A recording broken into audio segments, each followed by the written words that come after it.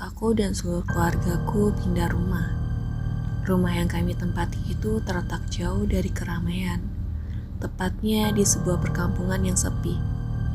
Tepat di sebelah kiri dan kanan rumah itu terdapat sebuah kebun kecil yang ditumbuhi pepohonan yang cukup lebat.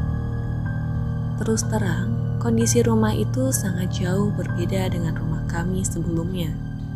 Tapi, karena sesuatu hal, kami terpaksa harus pindah ke sana. Di rumah itu, kamarku sendiri cukup besar. Di dalamnya ada telepon pribadi serta tempat tidur baru.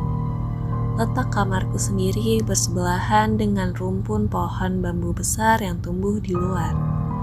Bila dilihat dari jauh, pohon itu seolah menaungi bagian kamarku dengan ranting dan daun yang lebat. Di kamarku itu aku tidur sendirian. Sebenarnya aku merasa cukup beruntung dengan adanya telepon pribadi di dalam kamarku. Karena dengan begitu aku bisa bebas menelpon maupun menerima telepon dari pacarku yang ada di kota. Memang hampir setiap malam kami saling menelpon. Kami selalu memanfaatkan waktu tengah malam untuk menghemat pulsa. Demikian juga halnya dengan saat itu. Jam di dinding telah menunjukkan pada angka 1. Aku dan pacarku masih asik mengobrol lewat telepon, tapi tidak seperti biasanya. Saat itu hatiku merasa gelisah sekali. Aku merasa seperti ada yang mengawasiku dari luar kaca jendela. Kebetulan kaca jendela kamarku langsung berhubungan dengan keberadaan pohon bambu besar di luar. Karena takut ada apa-apa, aku akhiri saja pembicaraan dengan pacarku. Hatiku semakin tidak tenang manakala terdengar suara berisik dari arah luar kamarku. Suara itu seperti suara nafas orang yang terengah-engah karena kelelahan. Aku memberanikan diri untuk melihat keluar, tapi anehnya setelah aku lihat ternyata tidak ada apa-apa. Lalu kututup lagi tirai jendela itu. Anehnya, begitu kututup, suara itu kembali terdengar lebih keras.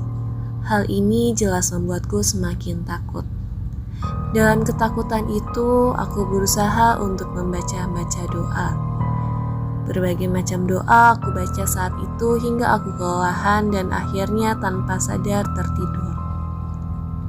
Saat hari menjelang subuh, tiba-tiba aku terbangun. Di telingaku sayup-sayup terdengar suara wanita yang sedang menangis pilu. Semula aku tidak terlalu memperhatikannya, karena aku mengira itu suara orang yang sedang mengaji di masjid. Namun aku baru ingat bahwa tempat tinggalku jauh dari masjid. Padahal suara itu terdengar sangat dekat seperti di sebelah rumah. Bahkan lama-kelamaan juga terdengar semakin keras.